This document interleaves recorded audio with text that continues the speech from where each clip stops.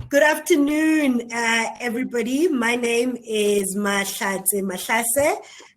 For my sins, I am the editor-in-chief of Eyewitness News, a publication and a service provider for 4 radio stations in South Africa. I am also the Secretary General of the South African National Editors Forum. I am truly honored to be leading a panel of very esteemed journalists from across our continent this afternoon. Our session this afternoon is titled The Proxy Wars, the Role of Trust in Building Sustainable African Media. Of course, this year's Trust Conference comes at a time that all media's relevance is most obvious, as all of us are doing our bit in covering and providing information as the world battles the coronavirus. But equally so, many of us in the industry are facing an existential crisis. It is a challenging time for journalism across the world. The industry is trying to adjust to the technological disruptions that have rendered the once trusted and tested business models inept. Advertising revenue is declining across all sectors, with print industry hard hit as circulation numbers also decline. For some newsrooms, COVID-19 has meant a battle for survival. We have seen many outlets across the continent being forced to shut down because COVID-19 has worsened their already precarious financial troubles. Also adding to our list of troubles is the low levels of trust, which is supposed to be and is our most precious currency if we are to stay relevant. The decline in trust has been blamed on the rise of fake news, on misinformation, on disinformation. But we know that in some of our countries, it is our very own governments that are leading their attacks on the media in an effort to actually weaken us. What should we be doing as an industry to reclaim the trust and to rebuild that trust relationship between the public? What is the situation like across the continent?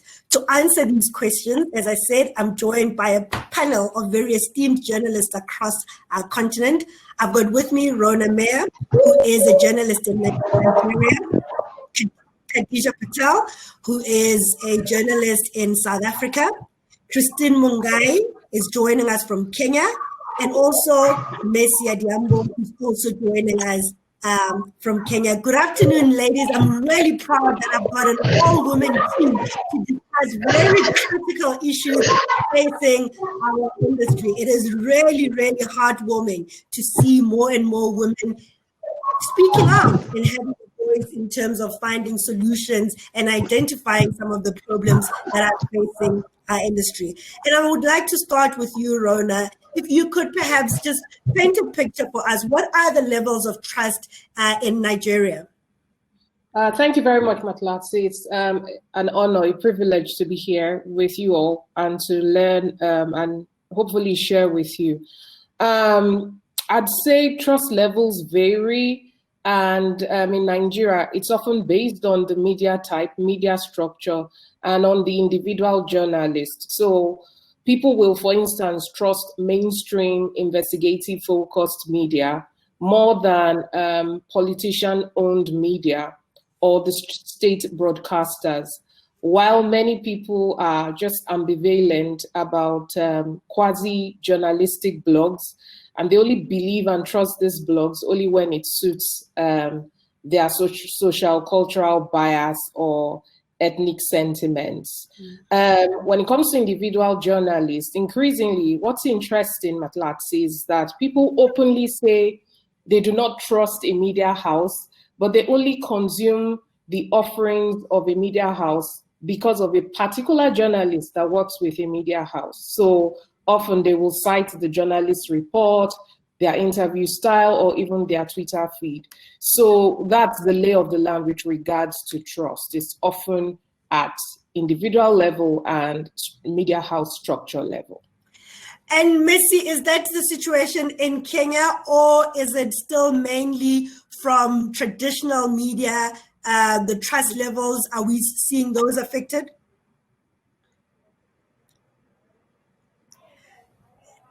It looks like, Messi, can you hear me? Yes. Can you hear me now? Go for it. Yeah, in our country, Yes, things are a bit complex because for a very long time, traditional media took the space when it comes to, pushing trust and ensuring that people have the information. But then as if overnight, we saw the infiltration of blogs, social media, citizen journalism, and these people came and took position. And then we experienced a series of, post-election violence and mistrust that came with that for a while, the media was seen as taking positions behind particular politicians. So it became a little bit difficult for media to now set the agenda that they used to set a while back. People became suspicious of the media, that even now when the media was saying the truth, people still questioned and went back to that time when media seemed a little bit shaky in telling the truth or in standing for the things that they had stood for in the past. So I think it's a situation where traditional media is really trying to reestablish themselves, but social media has taken it up and it's running with it. Christine, you are also in Kenya, where more and more increasing numbers of people are using the internet and are finding the internet to be a source of information. Some might say that is supposed to be opening up options for the public, but we are finding that some are using the very internet to spread that misinformation. That's true. Thank you, Mahlase, for your question. That is true, and that is the case not just in Kenya or in Africa, but all over the world. Like Ruona has said, it's a kind of an ambivalent relationship that audiences have with media in the context of this digitization and social media. But I would say, like everywhere else in the world, audiences here tend to triangulate their sources of information. So, for example, if they've read something on social media, they tend to turn to traditional or mainstream media to verify if it's true or not. So, for example, if something breaks on social media, if it makes its way to these traditional media channels, then that's almost like a form of verifying that this information is true. It's a signal that that this story was true or credible, right? So really, that's what people are doing now, triangulating sources of information, comparing what they're seeing on mainstream media versus what they're seeing on blogs versus what is on their WhatsApp groups, what their family and friends are saying. And so people have this really dynamic relationship with information in this digital context.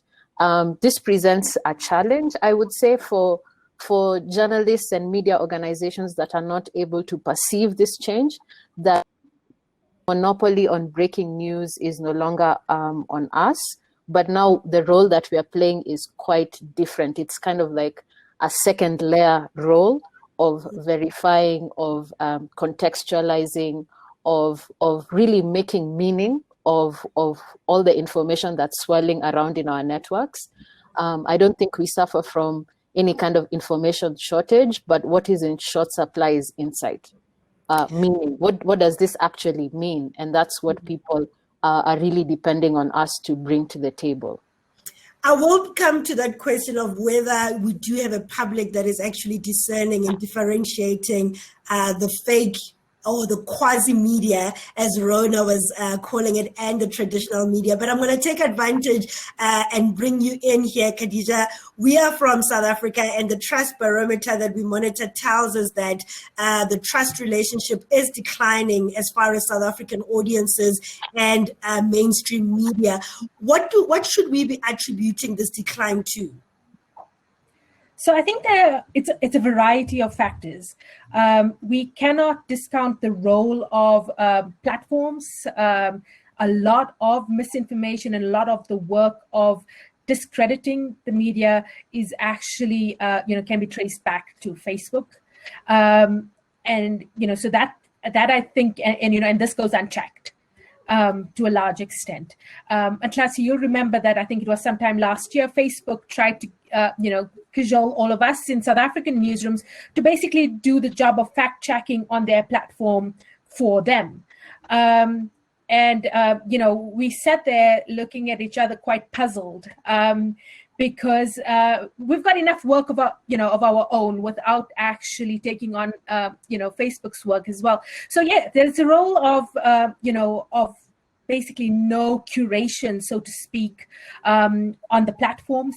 But I think it's coupled with that, there's also a certain political environment that is, of course, not unique to South Africa. It fits into the context of what's happening around the world, where there is a distrust of institutions. And the media being one of them. I think that in South Africa, yes, some of our problems are unique in that while, for example, the US media talks a lot about investing in diversity in their newsrooms. In South Africa, we've been talking a lot about transforming our newsrooms. Now, this is important for us because we came out of apartheid. And in the mid-90s, our newsrooms did not look like the population of South Africa. So there had to be an active policy of hiring to ensure that newsrooms become more representative of the population. Now, certainly, most newsrooms in South Africa, I think, look a lot better than they did 10 years ago. But that process is not yet complete because it's not just about putting, new bodies in old seats, but it's also about changing the culture, of the spaces in which we do this work. And that culture ultimately also influences the product that we put out. So there's a variety of factors. Some of them, like I said, unique to South Africa, but a lot of them very similar to what's happening elsewhere. But I think, the one thing I'd love to hear from the other panelists is really the role of politicians in actively waging campaigns to discredit our work. And in South Africa, we've certainly seen some of that. We had a campaign by Bell Pottinger, which now doesn't exist, where we saw a PR agency partnering up with those in political power and those that are trying to claim economic power even to discredit the media. And I thought, Ruona, you were raising quite an important issue earlier on in terms of the public trusting individual journalists. And I'm wondering, how is that individual journalists are able to have some agency as opposed to the publications that they actually represent? What would those journalists have been able to do? Okay, so what they've been able to do is latch on to be on the right side of the current post-truth era. So that even just by our headlines, just by the way social media is, people will prefer the amateur video to the reporter that's in a hotel room with a microphone. People want it raw. They want somebody who's down to earth. So what I've noticed with a lot of these journalists is it's even as far as relating to people on Twitter in the local language, is as far as actually delivering the context that Christine was talking about, taking it upon themselves in their own space. I'll give you an example. There's several journalists who have decided that they will be news interpreters on Twitter about the police brutality riots in Nigeria. And they've got massive followings, with some of them even quoted in think tanks abroad. So I think this is where media can learn from individual journalists. And it is something that I could talk about forever. The fact that we need to be more individual in how we deliver to the people. We've got to sort of find a way to be bespoke to the needs of the people.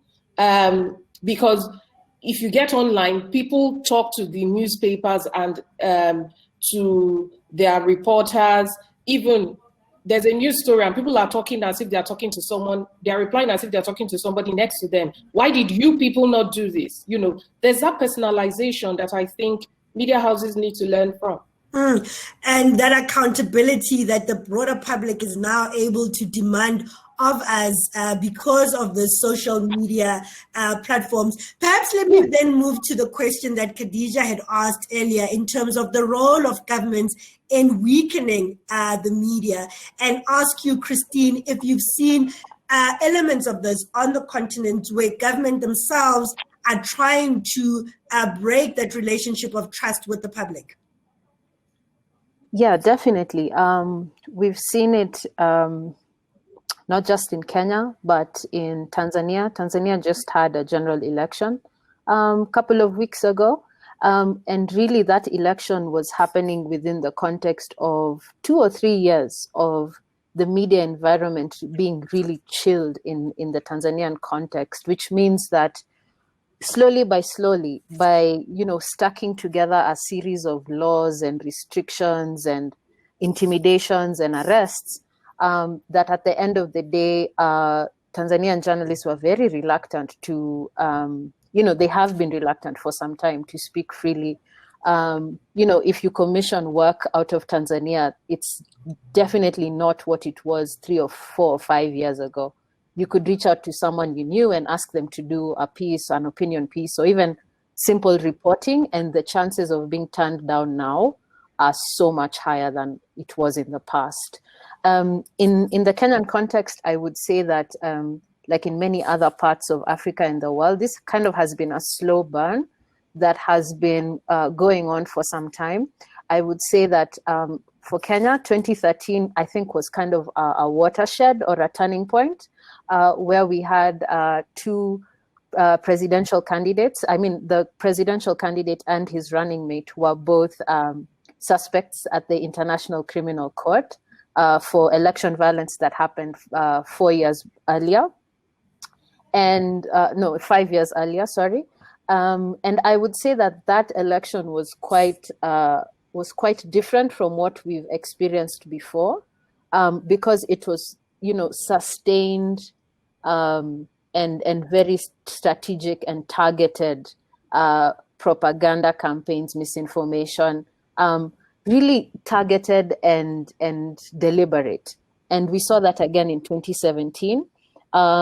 And a year or 2 ago, when Cambridge Analytica's role in the US election was coming to light, Cambridge Analytica also talked about what they had been doing in Africa, and they mentioned Kenya specifically, talking about that very deliberate misinformation and disinformation campaigns that had happened in the 2013 and 2017 election.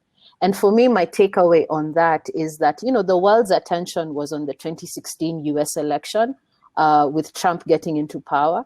But what we don't realize is that a lot of these firms really use Africa as kind of a practice ground, I would say, for what disinformation looks like, and, to real success. And they take those lessons and, they applied it in the US in 2016. They applied it, in other parts of the world. And so what happens in Africa is not incidental or is not as a kind of catching up with what's happening in the US. But Africa really is the canary in the coal mine, I would say, in these kind of situations, that Africa should never be an afterthought when it comes to digital, when it comes to propaganda, when it comes to these very targeted ways that governments and PR firms and, nefarious actors use to control the public's imagination and attention. And this idea that, Africa is catching up with the world in many things is really not the case when it comes to the intersection of digital and politics. And raising a very important issue there around us, the continent, being the guinea pig of spreading misinformation. Did we wake up to it late, Mercy? Because across the continent, there's just various variation of how these PR agencies, these research institutions have used or have partnered with our politicians to spread those misinformation campaigns. I think there's a very advantage. Sorry, we're not hearing you. I'm saying. Okay, Messi, we seem to be stuck. Yes.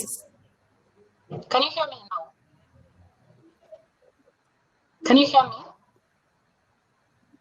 Okay, Yeah. so I'm saying there seems to be the people who use the digital platform, using them to their advantage.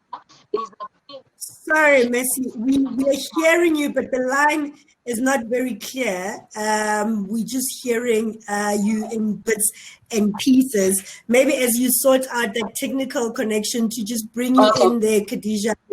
Yes. Okay, Khadija, just in response to that, as you were hearing that, these campaigns have been quite widespread across the continent in terms of building the mistrust between the public and the traditional news media.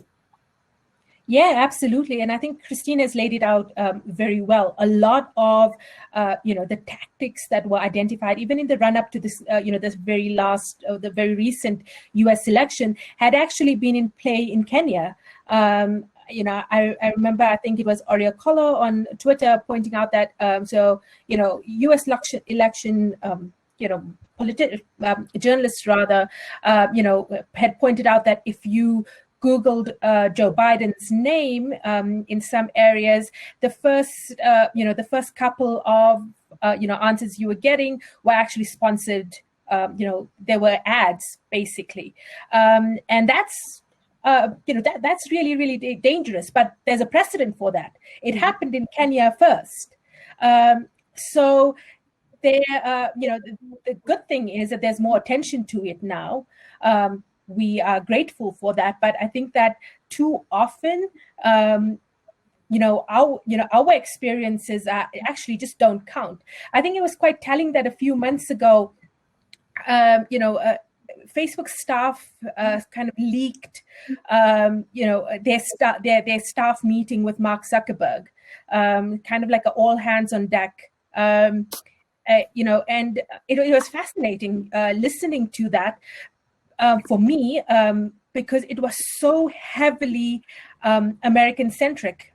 Facebook is a global company. The bulk of its users are not in the US, but yet the concerns, that are being put to Zuckerberg by the staff are actually it was entirely American-centric.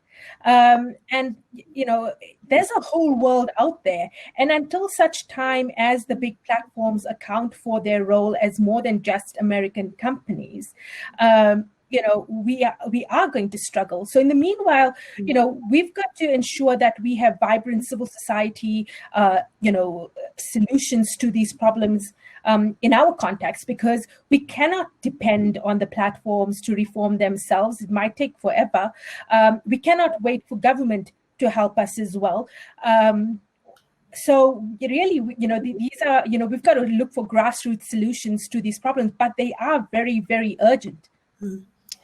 And Ruona, in our earlier conversation, you were saying that, despite Africa going through a wave of democracy and supposedly strengthening of media freedom, we are finding those very government using the media as an instrument. Yes, correct. It's so it happens in different ways. I'll just quickly say that the main one is for want of a better word, the crippling insouciance of state-owned media. They are so complacent, it's deliberate. I'll give you an example. State-owned media appear to have just assigned themselves the task of willfully dumbing down our democracy. So during this recent protests in Nigeria, this is just weeks ago, what was being broadcast was farmers planting corn, cartoons, and even cultural dances. In fact, young people came online. So this is where you see the intersection of different types of media in trying to self-correct. So young people came on Twitter to say that their parents who routinely watch, maybe out of loyalty, watch the national broadcaster, had found it hard to believe that protests were ongoing. So they had to start showing them things from Twitter, from Facebook. And it's just quite fascinating to see that, to see state media used in that way. There's also a special type of media that is owned. I just call them Vendetta Media so that in my head I can articulate them. So Vendetta Media would be something that is the type of media that is owned by individual politicians. We see that a lot in Nigeria. So it's either owned strictly by them or they control the lion's share. And why I call them that is that they're ambivalent about the news. They're okay. They do not absolutely care about accountability or corruption until it is somebody in the other political camp that is being tried or that is indicted. That's when they suddenly wake up.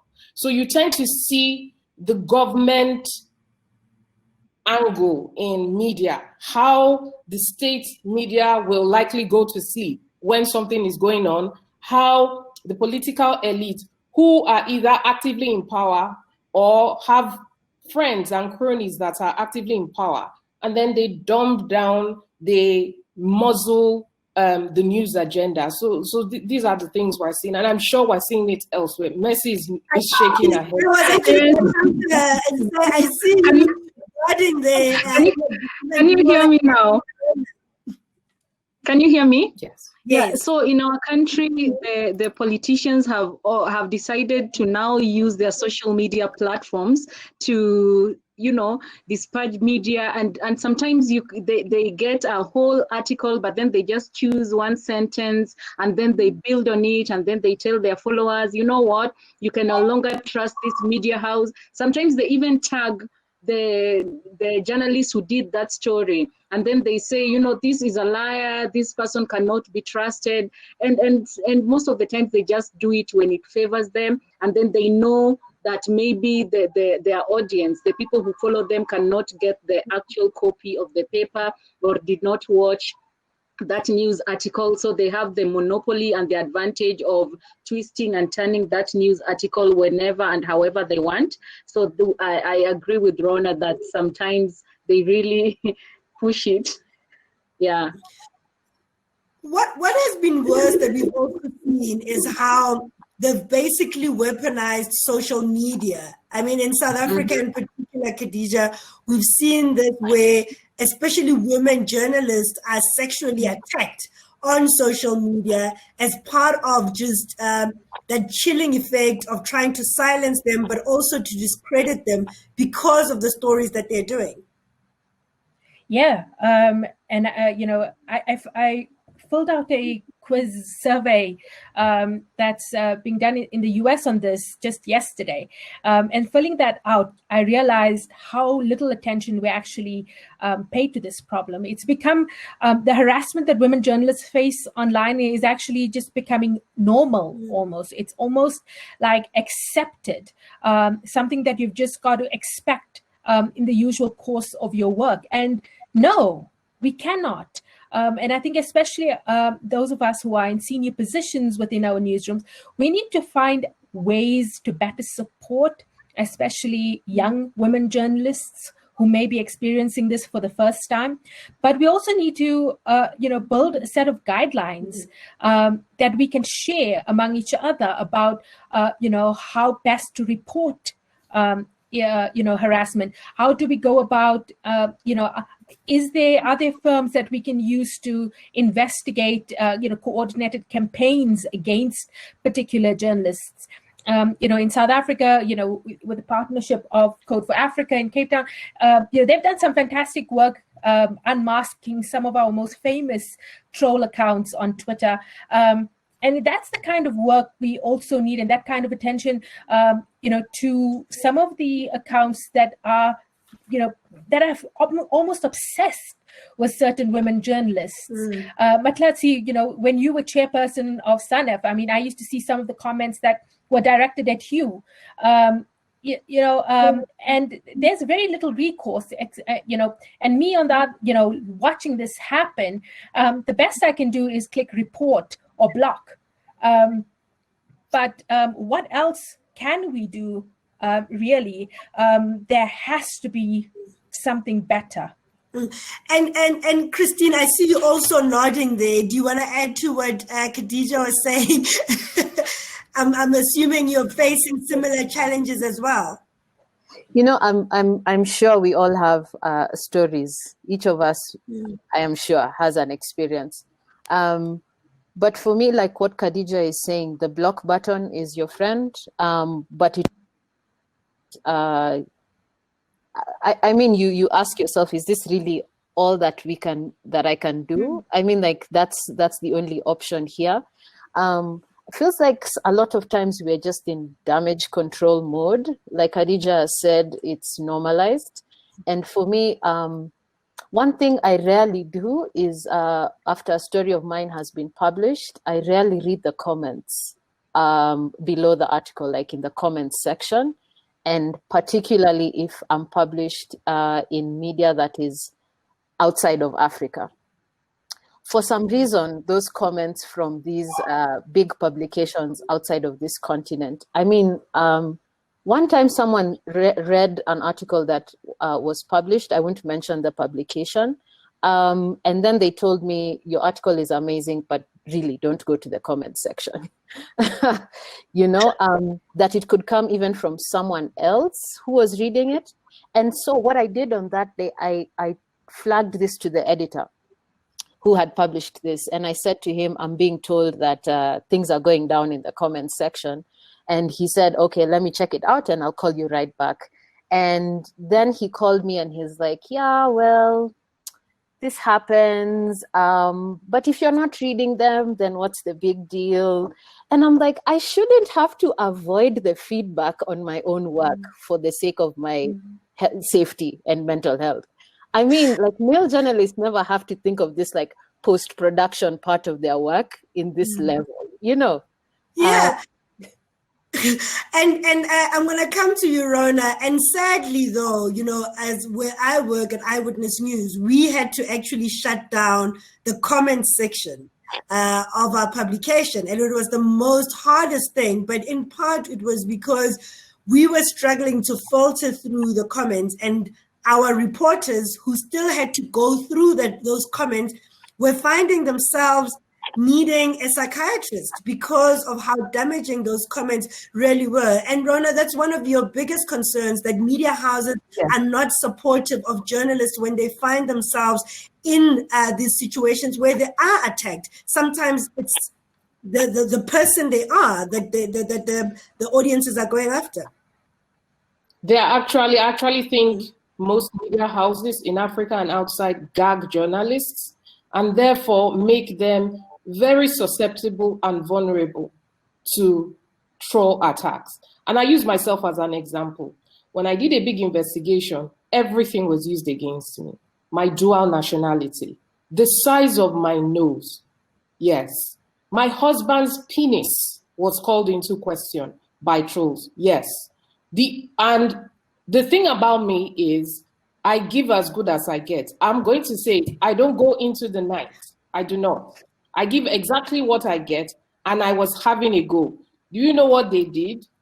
They immediately went to go and tag my perceived employers and said, how can your journalist be doing this? What they didn't know was I was a freelancer. And it taught me a big lesson, because at a point, what started it was a blog was made. And this blog had all sorts of salacious nonsense on it. But because I was lucky enough to know a bit of basic digital savvy, skills, I could trace the ISP. I got the WhatsApp number of the person who made it. It was a troll farm affiliated to a political party that just didn't like, I don't know, as Khadija said, obsessed. And so I put all those details out there and said, you are the person doing this. This is your picture. You need to stop it. I know for a fact, if I was under a contract, I would not be able to do that. I would first of all have to go through a line manager who would probably say, like what Christine just said, ignore it. How we have social media guides that obey the laws of our country, that take care of our audience. Our social media guides in our newsrooms do not take care of the mental health, as you've mentioned, of our journalists. Is there a social media guide that tells me what to do when someone mentions my husband's penis? There's none. I have to face that on my own.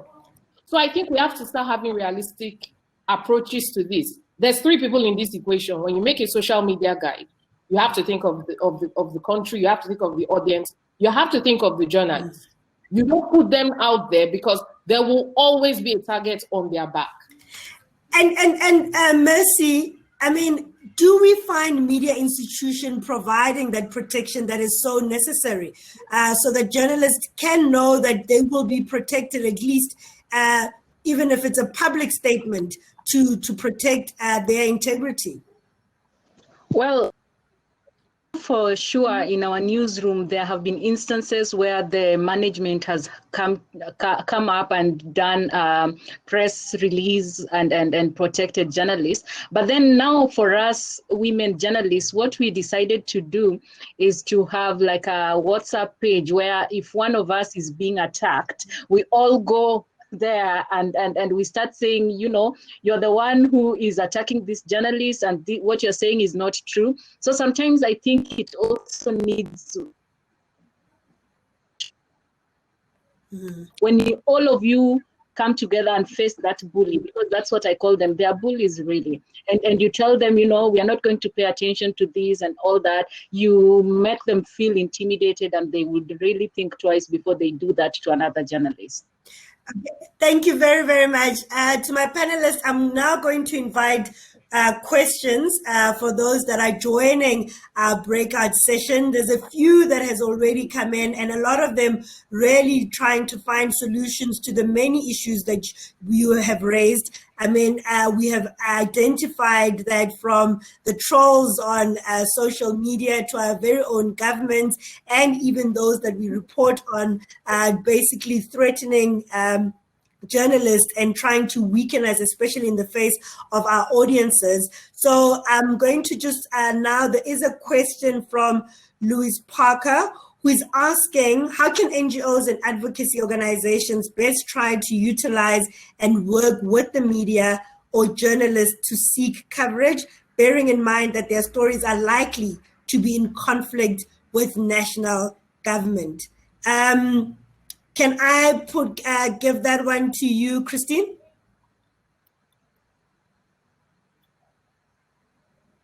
Thank you. I can take that.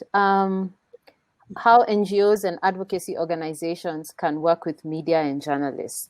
So I'm just going to speak from the Kenyan experience. I would say that prior to 2013, remember I said that 2013 in my mind is a kind of watershed moment where disinformation and like deliberate discrediting of the media became really salient, really visible in the media ecosystem in Kenya. So prior to that, that relationship between NGO media and advocacy organizations was fairly productive, I would say. That the media depended on a lot of these organizations because they had the reach and the networks, and even access to the narratives and the stories. But in 2013, something happened where government propaganda deliberately began to discredit civil society and NGOs. And this term, civil society is evil society. This kind of Trump rhyming, discrediting thing. So now people, slowly the language started changing. When you say civil society, people respond evil society. And so it just became like this intertwining of this idea that civil society is evil, right? And the reason for this is that a lot of the statements about the post-election violence of 5 years prior that had indicted these two candidates had come from grassroots organizations, from civil society organizations and NGOs, that they were the ones on the ground who had collected these witness statements that were then taken to the International Criminal Court, to the Office of the Prosecutor. That's what the Office of the Prosecutor used to indict these suspects, right? So it was very much in their interest to discredit these organizations. And that slogan, civil society equals evil society. From that point onwards, that relationship, I don't think it has ever been the same again, right? That the fact that, these organizations could do certain types of work has kind of been foreclosed in some ways in Kenya. The other thing is that from a bureaucratic level, from that point, from 2013 onwards, it became so much more difficult to register a nonprofit or an NGO in Kenya. New registration boards were created. Now there was something called the NGO Registration Board, which is different from the Registrar of Societies, which was the previous regulation organization, which was quite easier. Today, we're at the level where to register a nonprofit, you have to be vetted by the National Intelligence Services, basically. Like now the police is involved, the security services are involved. It's a 2-year process right now. And this is the level of clamping down on that space of civil society, freedom of expression, just from a bureaucratic level. You can imagine if the local equivalent of the FBI has to be involved for you to register a nonprofit. That's what we're talking about in Kenya now. Yeah. So basically silencing and censoring and not even allowing those institutions to start. I'm going to put this question to you, Khadija, which is in a way, I think, linked to the conversation that or the issues that Christine has raised. And it's from Kamini Paul, who's saying that we have seen that autocratic governments in Europe have used the pandemic to expedite laws through their parliament to further marginalize communities, groups, and implement defamation laws to repress media freedoms. How does that compare in Africa? Is it becoming a worrying trend, and how can this be challenged if it's a government policy? That's a great question. And I think that there were similar laws implemented in several states in Africa. And I think, with all things that the pandemic did anywhere in the world or with any person, what the pandemic does very well is expose existing vulnerabilities. So, if you are, a person suffering some kind of ill health and the pandemic, exacerbates it. The same thing, I think, when it comes to media freedom, when the existing context is already unhealthy or hostile to media, the pandemic has only worsened it. So we saw some extreme examples and great reporting, from I think particularly from Hungary. I was on a call, with somebody from Hungary a few weeks ago, and the stories are shocking. During the pandemic, there were some of the leading independent media voices were actually shut down. So, and again, it allowed, this term fake news to be, and the idea of who exactly must police misinformation. It has brought that to the fore. And for me, what it emphasizes is the need for a independent ombudsman, for some kind of body that is independent of the media and of government, to whom the public can actually lay complaints about the conduct of the media. And this is essential in building trust. Yeah. Having a body, or several bodies in South Africa. We've got the Press Council that deals with text-driven media, and we've got the BCCSA, which deals with with traditional broadcasters. But having these bodies and actually informing citizens in how they can interact with these bodies is crucial, and it's crucial to our longevity and our and our ability to actually endure some of these threats, because we do make mistakes. Yes. And interacting with the process and allowing ourselves to be corrected and actually putting on record, our own process and our own defense for doing a certain story is vital. Christine mentioned Tanzania earlier. I led a press freedom mission to Tanzania last year, yes. And it was, it was easily, one of the most interesting times of my life, but also one of the scariest times for me as a journalist, just listening to some of the things that were being said to us by government officials.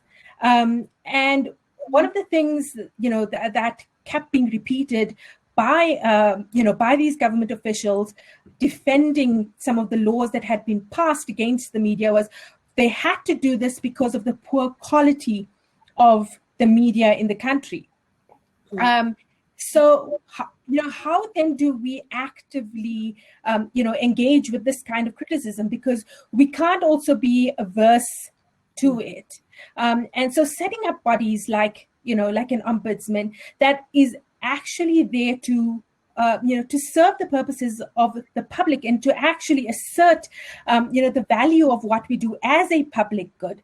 And this is why, when the, at the start of lockdowns in South Africa, we also, as part of our lockdown regulations, there was also a law that criminalized so-called news. And I immediately called lawyer when I saw that. And, so the lawyers told me to calm down because he said that it would be near impossible, for government to prosecute a bona fide journalist or, or media institution for this law, for being in contravention of this law. But what is still scary is just the instinct, right? So who exactly is responsible for discerning what is true and not? And that ultimately has to be an independent body. And we have to fight, for those institutions to live. The truth is that a lot of us can't afford to have public editors in-house. Right? So we have to invest in the infrastructure that does the same work.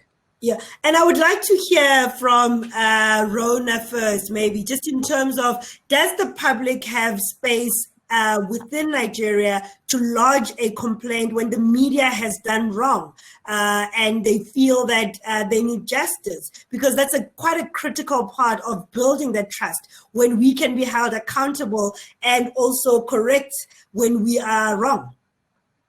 I completely agree with you. And to my utter shame, I say that we do not have such an ombudsman. One of the ways, but you see, the thing about audiences in this era is if they have a problem, a trust deficit, they're going to find a way to let you know immediately. And I'm not even talking about trolls, I'm talking about bona fide trust concerns. So what we have is people will get on a program, and as it's been streamed live, there are the comments that say, no, that did not happen in 1942. No, they are fact-checking us as in real time. And what is also becoming clear is that if we are not going to get the ombudsman or ombudswoman, the public is going to do it for us. Why do I say that? Years later, there's all sorts of tweets and posts on Facebook and everywhere, even on websites. A publication will tweet something, and then the public will fact check and bring something from that they tweeted years ago and say, look, you are still lying, or you did not give this context. And then what they do, they will recruit other people to say, hey, everybody, do not trust these people. So it's either, I always say trust, if journalism is the commodity, then trust is the currency. Trust is if we're selling our journalism, we can only barter with trust. We can get away we can live and probably thrive without getting the trust of our government. But we are not surviving. Media is not surviving without the trust of the audience. If we don't get ourselves checked, the audience is going to continue doing it for us. And this is the danger. This is the danger. Because the audience does it for us, the government will now come in and have the excuse that it's time we regulate the media. And I just wanted to check, Messi, in Kenya, do you have some form of place where the public can complain? Well, we have the Media Council of Kenya, where, they act as arbitrators when the public feels aggrieved about something. And they also have a publication called the Media Observer that, I think their tagline is watching the watchdog. So they are brutal. They are brutal, and when you do something that they feel went against the journalistic ethics, they write it there. And I think because they're the ones who also give us our media cards, they have all our email addresses and our contacts. So every Monday we get the publication, the Media Observer. Sometimes we feel they're a little bit out of order, but at least they purport to be regulating the media, so we have that. Okay. Yeah. I'm just going to go back to the questions and maybe bring you in here, Christine. There's a question from Zaid Ramli, and he's asking, Thanks to advances in technology, it's never been easier to launch an independent news organization. What future do you see for independent media across Africa? Will technology enable more better journalism, or do the financial challenges of the media industry mean it's unlikely? Thank you for that. Just yesterday, I was hosting a panel here at Baraza Media Lab, and my colleague over in Uganda, Daniel Kalinaki, was asked the same exact question by me. I was asking him the question. So I'm just going to quote him here. And I agree with what he said, which is in this context, what is likely to emerge is media that is, as Ruona has said, more bespoke, more connected to the readers and the audiences directly instead of indirectly through this advertiser model, right? And the other thing is that organizations are likely to be smaller, more nimble, and more responsive, because this is what audiences want now.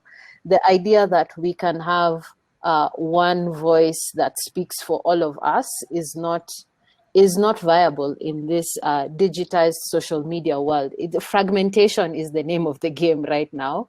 And how do we exist in this very fragmented space? I mean, nostalgia is a powerful but dangerous emotion because I think it clouds us to the limitations of the past. The reason why in some ways social media took off the way it did is because it was answering a very fundamental question in this information pipeline that big media organizations were not able to address. And that's that connection between information and meaning and, really speaking to an individual, which is why people do this thing of taking a story from the newspapers or from mainstream media, posting the link on their WhatsApp groups, and then asking people, what do you think?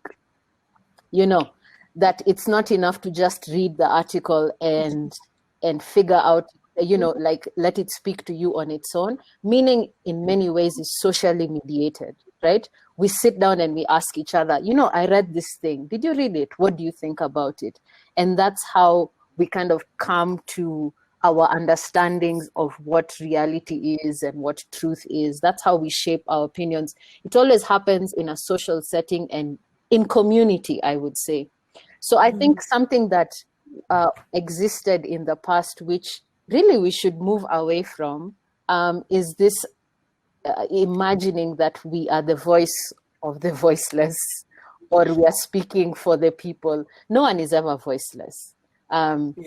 It's only people are silenced or unheard or, sidelined, right? But everybody has a voice. And meaning, because it happens in these community networks, is something that, translates very well to social media. And I think we as journalists in the future should really see that not as a problem and not as a threat, but really to integrate that more directly in the way that we tell stories, in the way that we share information. I think one of the things technology is allowing to happen is for, more voices and institutions that see things differently to emerge.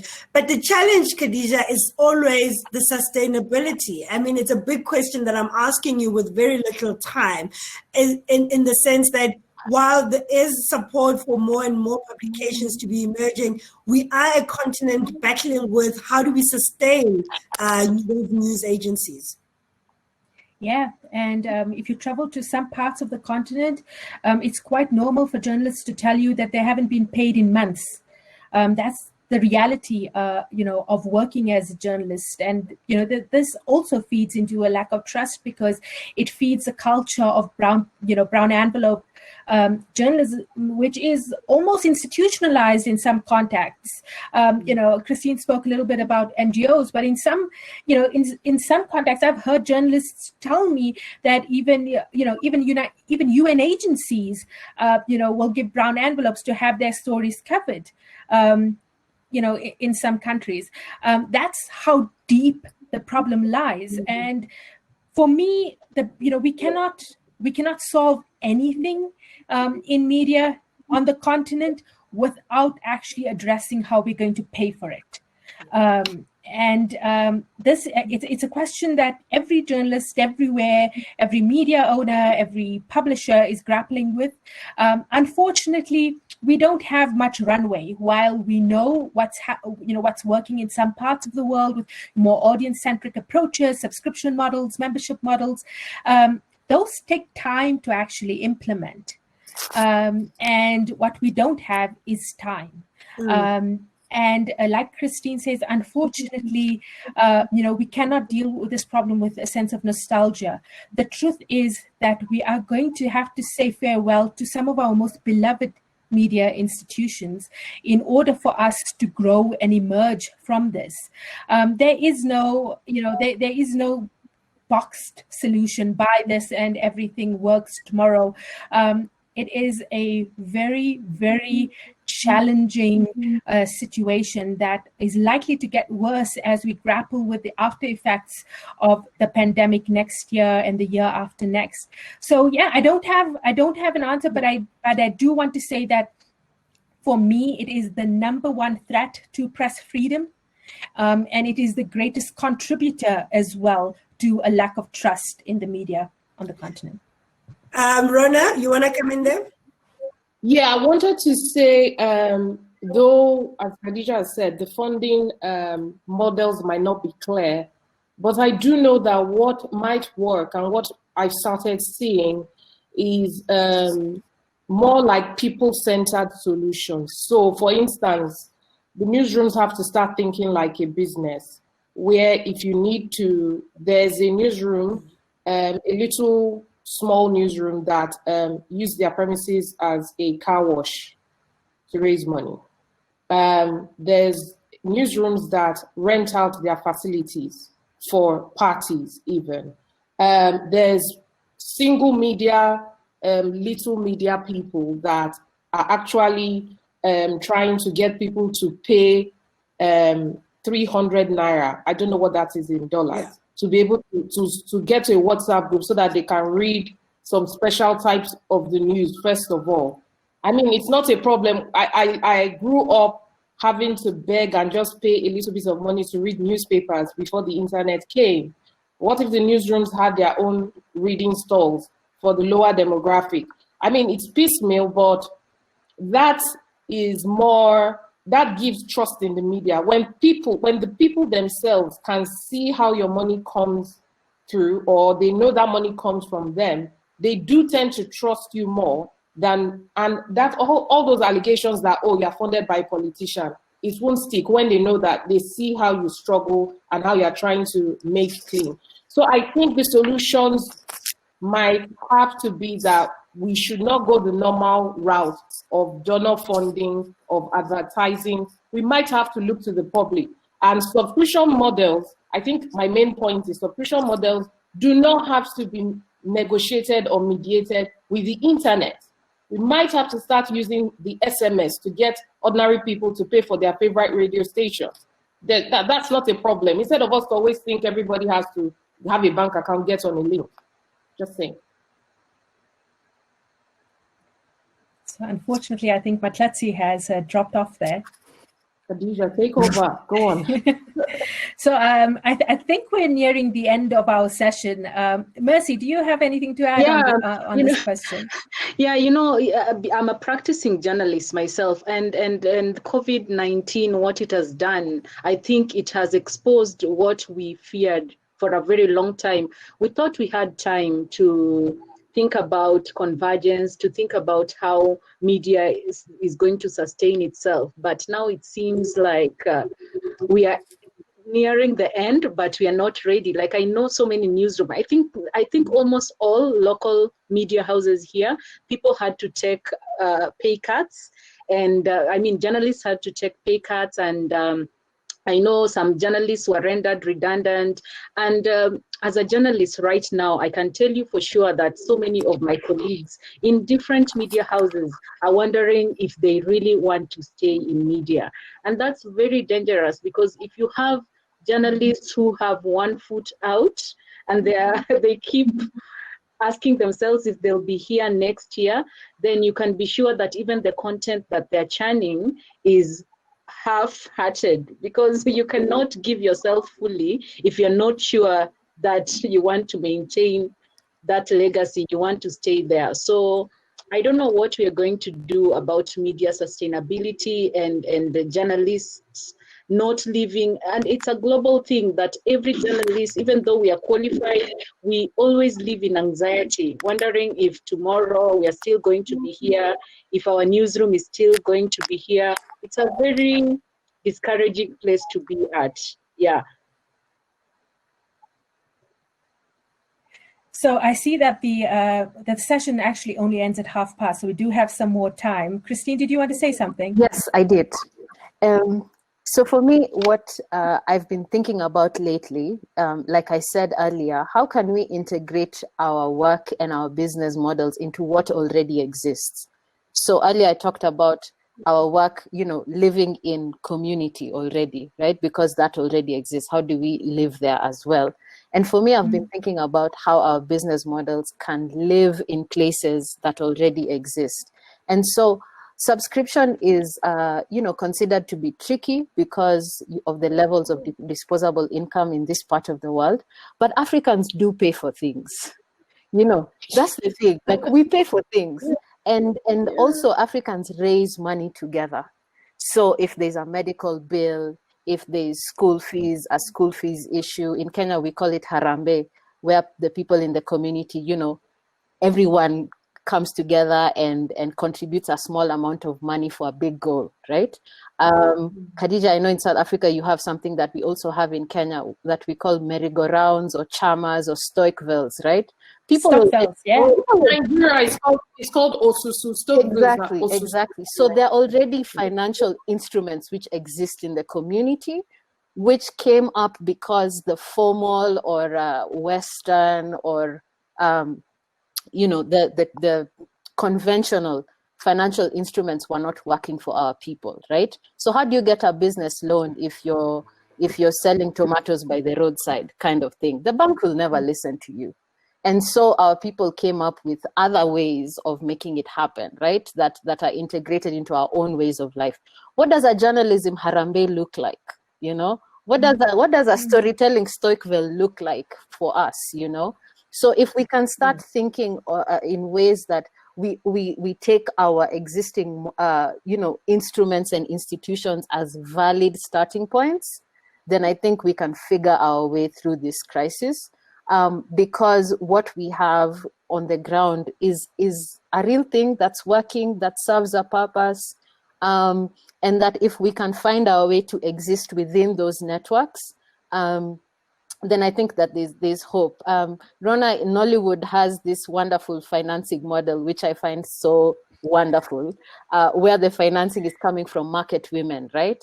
And then, they put up money for films, they get their investment back, and then the distribution model is actually through piracy. Like, piracy is a legitimate distribution model, So basically it takes a rethinking of what we think, of the structure, right? That we don't take what exists in our African communities as aberrations or as incidental or as secondary to what real journalism is or to what real media organizations do. But I'm hoping that we can figure out a way for our work to find a home in the networks that already exist in our communities. I think that's crucial. So I see here that Mahlatse's computer crashed, but she is joining. Heba, did you have a message for us? Yes, her computer crashed. She's trying to fix it. But in the meantime, we thought it would be a good idea to take a couple of more questions to the panel.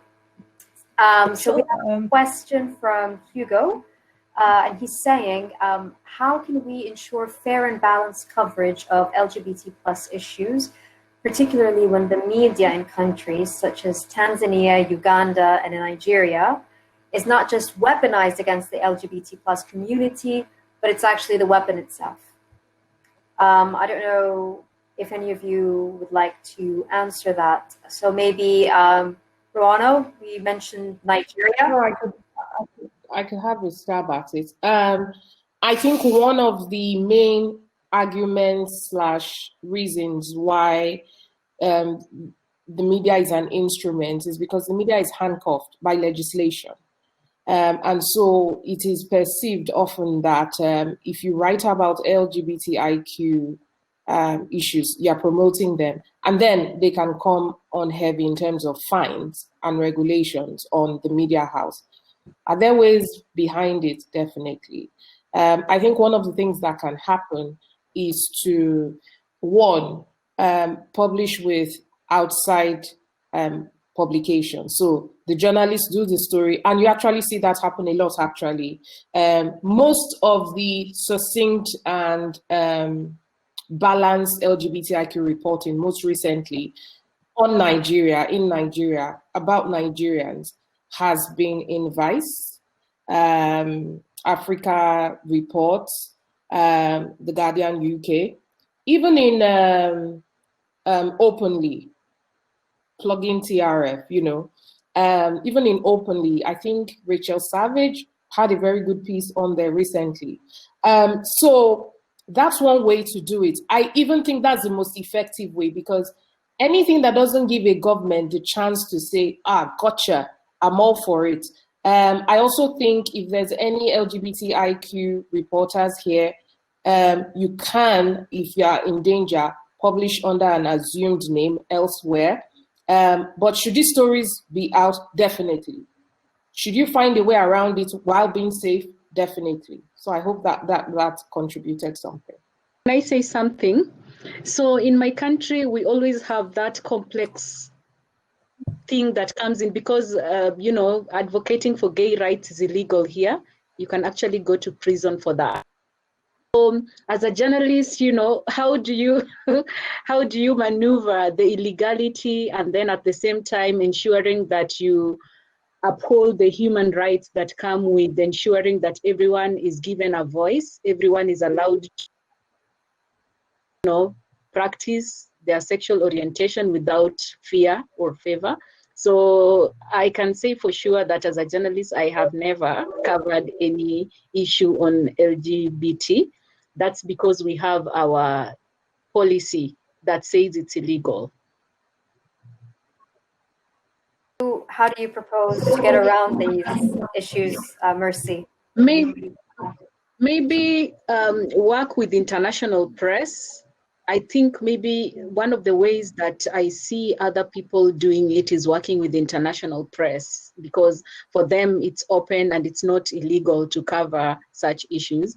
I have seen our media houses covering gay rights issues, but most of the times it's always in the context of maybe a court order or just an issue, an emerging issue, but not a feature story where you go out of your way to tell their human rights issues and all that. So maybe the first thing would be to work with international press, and then also maybe nudge them towards telling their stories in blog forms, in social media, on places where they cannot be gagged.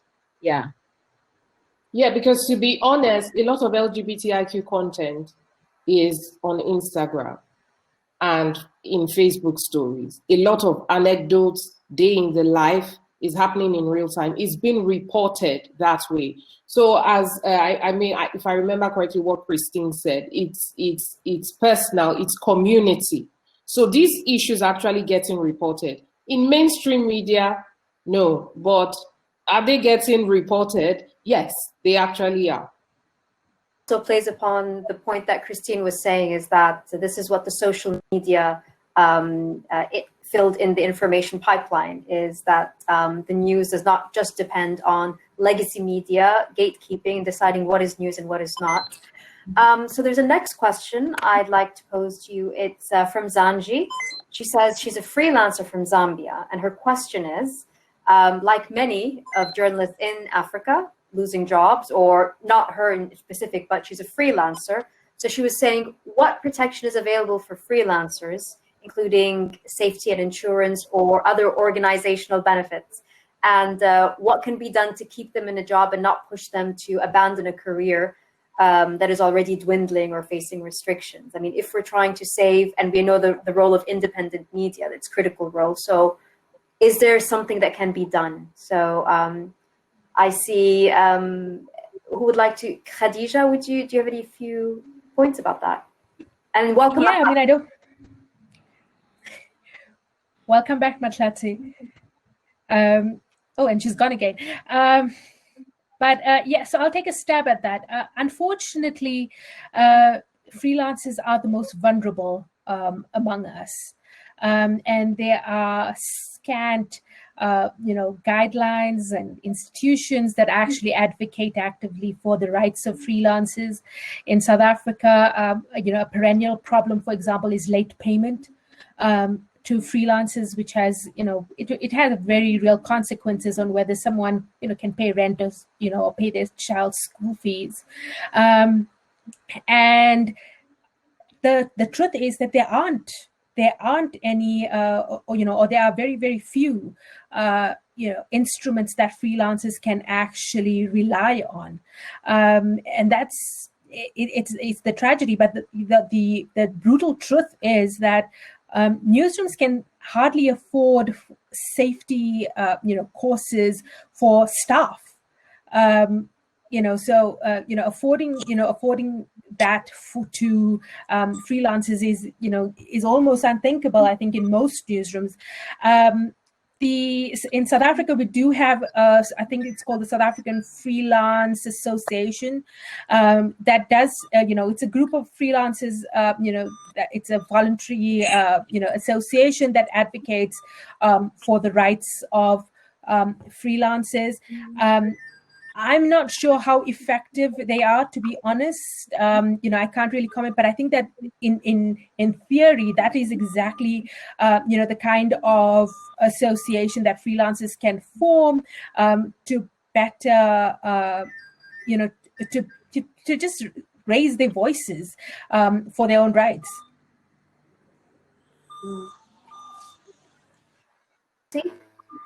I actually want to say that is one of the saddest things that we saw now with COVID-19 in South Africa, because the first people that lost their jobs were freelancers. And we actually found ourselves as the South African National Editors Forum having to launch a fund just so that we can at least help them put food on the table. But the challenge now is that with the financial challenges that most media houses are facing, their future is even more precarious. Even though we do need more writers, we do need more voices, we do need people with more time that they can invest in the kind of investigative stories that we're doing. But unfortunately, in the times that we're in, we are finding that freelancers are really facing a precarious future. And as Khadija was saying, I think the best way forward would be for them to come together and basically form more united front in terms of tackling this very uncertain time, even for those with jobs currently. Your point, Mahlatse, and actually pose a question to Christine and say, in your rethinking business models, rethinking innovative solutions, what more can be done? Because as both ladies pointed out, more and more journalists are being forced to freelance if they're finding themselves out of a job, and the traditional legacy media business model is collapsing. Is there any, other than coming together, are there any ways put forward how they can come together? You're talking about being incubator for podcasts. Maybe it requires upskilling. Are you seeing any trends, Christine? So I'll just talk about Baraza Media Lab. I'm the lead curator at Baraza, and we're a co-creation space whose mandate is to strengthen the Kenyan media ecosystem by providing for building community, building solidarity networks, and also joint storytelling projects. We have co-working space at Baraza, we have meeting space, we have a podcasting studio, and various events that bring people in the community together. So I wouldn't say that Baraza is the solution, but it's just a small piece of of something that can keep people creating, that can keep people dreaming, and can keep people in this space. Like the question that came in, the attrition rate in journalism is just unconscionable. the number of people that each of us can think of that we began our careers with versus the people who are still doing this work is so much smaller than it should be, so much smaller than it could be. So for me, this question of business models is also a question not just of money, but of people.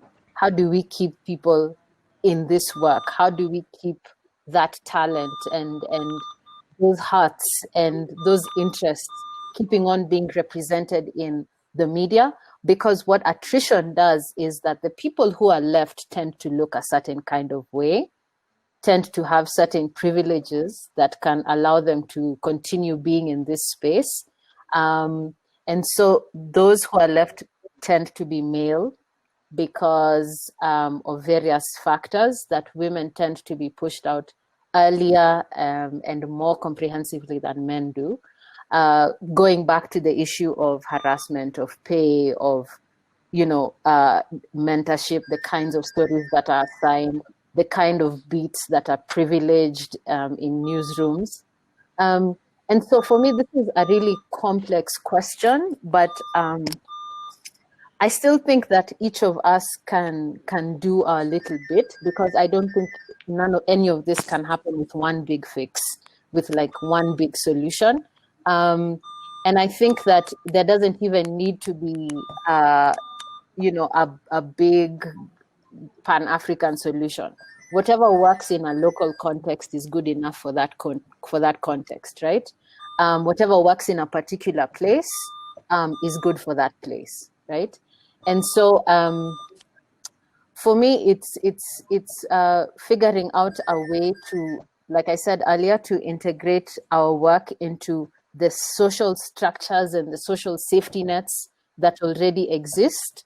Because in many of our countries, our governments don't give us unemployment benefits, for example, or disability benefits or any of that. But that doesn't mean that social safety nets don't exist, right? So if we begin to see what already is on the ground, what are our safety nets currently, and how can we create that or, locate ourselves in those safety nets as freelancers and as journalists. Thank you, Christine. And I think, yes, exactly. It just feeds off the points of many people. Mercy talking about coming together and maybe collectively as women addressing trolls. It's sad to see that this is the fate of the last or the first people pushed out when there's a crisis that's hit. But in that vein, we have another question on women. Well, what kind of support do you think is most needed for women journalists to talk about gender equality, whether as the subject of their editorial content or whether as women themselves employed in a sector? And I remember, Mercy, if I may, I want to share an earlier quote that I had from you after attending one of our programs, journalism programs on investigative journalism at the foundation. And you were saying that it opened your eyes that you don't, in a typically male-dominated niche, which is investigative journalism, that's the perception that's there. But after attending, this training and having that kind of peer community support, you were able to basically break through that perception. So I think, what would your answer be to that question? We have it from Charlotte talking about or asking about what other kinds of support do you think women journalists need? I think with the digital, as much as digital disruption has really destabilized journalism, for us as reporters, we've seen something beautiful coming out of it. Now we can collaborate as journalists. Like I remember when I was doing my investigative piece with Thomson Reuters, I was able to work with a journalist from Uganda and another one in Tanzania. And those kind of collaborations really open your eyes to the numerous possibilities that journalism presents. That's one collaboration. And then the other one is just daring to, and this alludes also to what the question on what freelancers can do. Just daring to step out of your comfort, because before I applied for the illicit financial flows training, I had never done anything on business. So if anyone ever told me to pitch a story on business, I would really have shied off and said, you know what, that's not my beat. For me, I do mostly health reporting, and I report mostly on women and children and the vulnerable. But then when you dare to do something that you have never tried, you would be so surprised that you can actually excel in it. So maybe if you're a freelancer who's pursuing a particular beat, it's about time you maybe look at something else that you can do that would enhance your skills. Look at podcasting, look at doing videos using your mobile phone, so that when you're pitching your story, you're pitching a multimedia story. And no editor says no to a beautiful story, especially if you promise to give it a good packaging. So that's also another thing, trying to get skills that you didn't have before. There are so many training opportunities that I see online, but then most of the times, for some reason, female journalists always feel like, you know what, it's not my time, or I don't think I can do that, or I don't think I'll be able to hack it. Or when you see your male counterpart in the same newsroom applying for that opportunity, you start asking yourself, oh my goodness, you know, I'm up against this person and they'll probably go for this person because this person has worked in this beat for a long time. So it's about time that we dare to just apply for, sometimes you get no, sometimes you get so surprised that something you thought would never get, you get a yes response. So daring to do something that you never imagined you'd do. And that's what happened to me when I applied for a training on illicit financial flows, when I did not even know the definition of that term. So just daring and trying out, and you'd be so surprised at how much beautiful things come out of it. Yeah. If I can just say something. Yes. I think one of the most important ways to forefront, issues related to gender is actually putting women in charge of newsrooms, putting women in top management positions, making women the decision makers in newsrooms. That is, I think, the best way actually for this. So support for women in top management, I think that's what we need.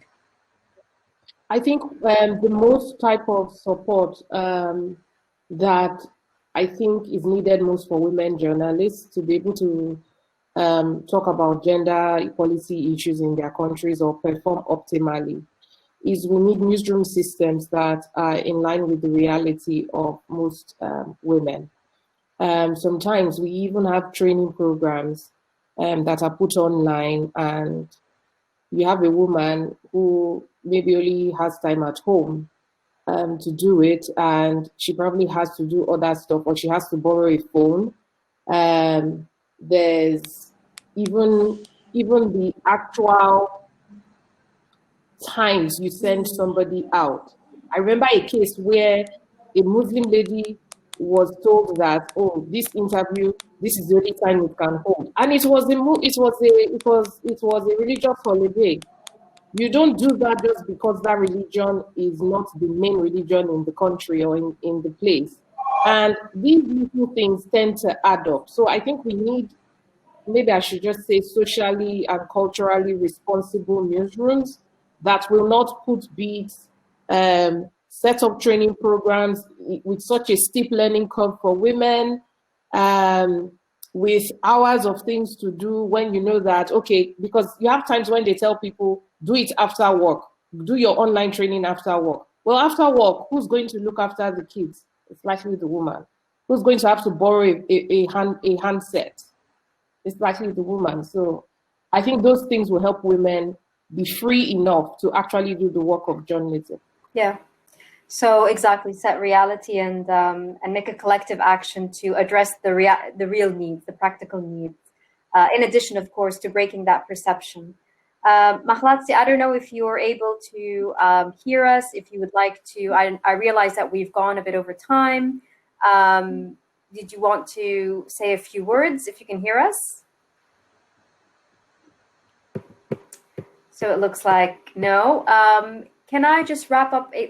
I'd like to, first of all, I mean, I could go on and on. There's so many questions, and I apologize for the lack of time. But it's been a very popular and inspiring session.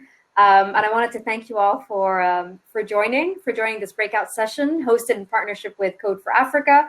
We've done our best to accommodate as many questions as possible again, but if you won't be able to, if you still want to continue posing your questions, please tweet at Code for Africa to continue the conversation online. And I think that we will end maybe in 3 minutes. I do want to leave with just one more question, because we are talking about threats to sustainability. And this question actually was posed anonymous, but it has been on the radar for many of us in the sector, and I'm sure for you as practitioners, is that are any of you seeing foreign interference in media narratives in your country? So if we're talking about one more layer of threats, and I have to give you the task of maybe a few words and wrapping it up in 3 minutes. So who would like to, I'd be really curious, Khadija, if you have some final notes about that. I think the obvious one is, of course, the Chinese investment in media in Africa. In some contexts, we're seeing, Chinese wire pieces being republished under, a staff reporter's name, but, verbatim, a Chinese wire piece. We are in South Africa, independent newspapers, which was at one point, our beacon of hope and understanding of the country, but has, is a whole other story in itself, is also co-owned, by, Chinese government proxy, but under very opaque circumstances. And really, we're seeing this across the continent. I think that, there's a heavy Chinese investment in narrative across the continent. But I'm also seeing, I think, the US responding to that as well. I know that the US is also making funding available, for example, for reporting initiatives about Chinese Chinese efforts in Africa. There's, it certainly is a battle of narratives. And then there's us in Africa, us in newsrooms with very real problems. And that is, I can tell you, we just want to do journalism. We just want to tell the story of what's happening in our world. And, as you've heard, we have very real problems in telling some of those stories. And then on top of that, we have, some curious decisions to make about whether we take funding from certain sectors or not. Yeah, Ruona, a couple of words on what you think. I would actually call it a very, it's a slippery slope. So between interference that you can call soft power and outright interference and manipulation. So yes, we have interference in the form of partnerships with newsrooms from foreign news agencies, and then you start to see this insipid, finagling of the news agenda, which might pass, but then you also have the outright one. So with China, they opened Opera News in Nigeria, and they had this whole plethora of be an influencer.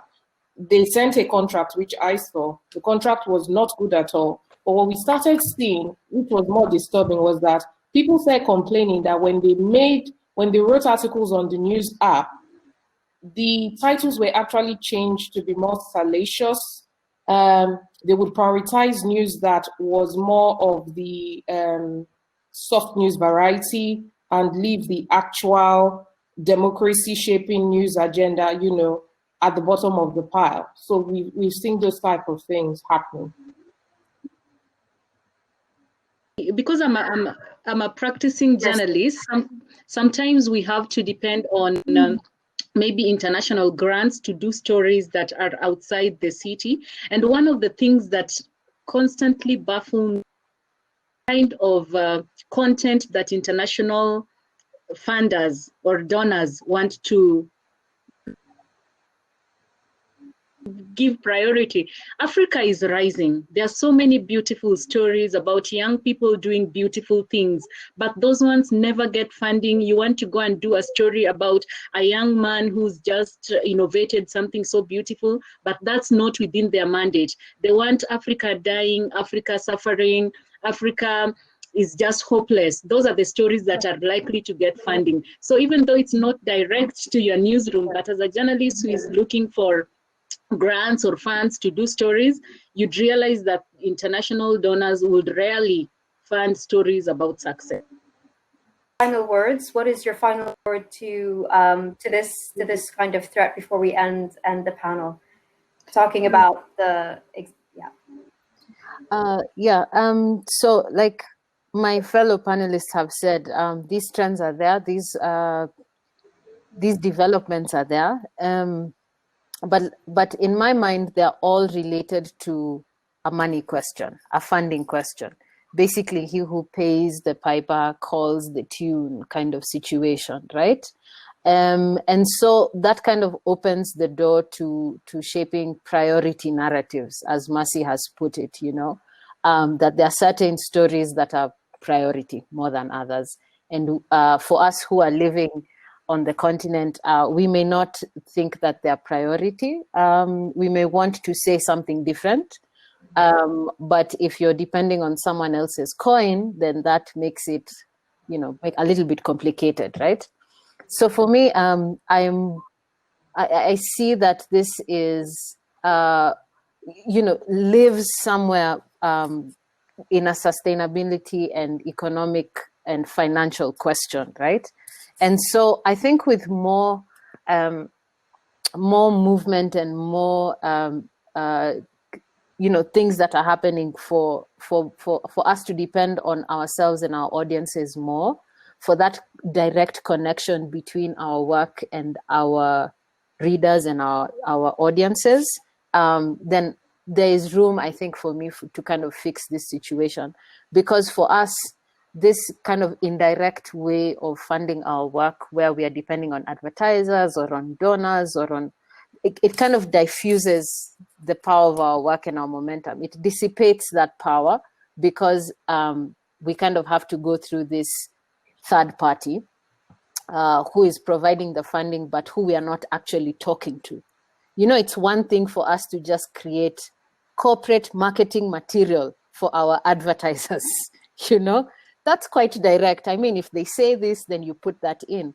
But now we are saying that we are talking to the public, but we are being funded by, this other party, right? So I think with a better and a closer connection between our audiences, the people that we talk to and we talk for, and that they are our primary pool of funding, I think it will bring quite a different tenor into this conversation about influence and disinformation and shaping of narratives. I think it's really unfortunate that under capitalism, the person who has the most money has the biggest voice, right? That what they say matters the most. And for me, I really am looking for a situation where even if our people are not rich, but we are many of us, and we are the ones who make this idea of the public, and our voices matter. Just because we don't have millions of dollars in our pockets doesn't mean that our voices doesn't matter. And I hope that we can have a media ecosystem that recognizes that better. That just because that there are no big funders for these stories, that they're not worth telling, and that our audiences don't matter because they're looking for 10 shillings to buy a photocopy of a newspaper or whatever, right? Or they're using $1 a day on airtime on internet. So for me, I'm still hopeful that this can happen, that this can be the case. And I'm really pleased to have been on a panel that has really gone deep. This conversation has been so deep and so insightful, energizing. And I hope it has been the same for our audience as well. The comments that have been coming nonstop and the questions, and by your faces, I think it has. And again, it's the same messages over and over again. It's working collectively and thinking of innovative ways, looking at the wider economic ecosystem and not just small sort of one-off solutions. And I love the quote that you mentioned, Christine. I think I'm going to use it for other in future speeches. Is nostalgia is a powerful emotion, but it sort of cripples us from finding the answers in the future, or something along those lines.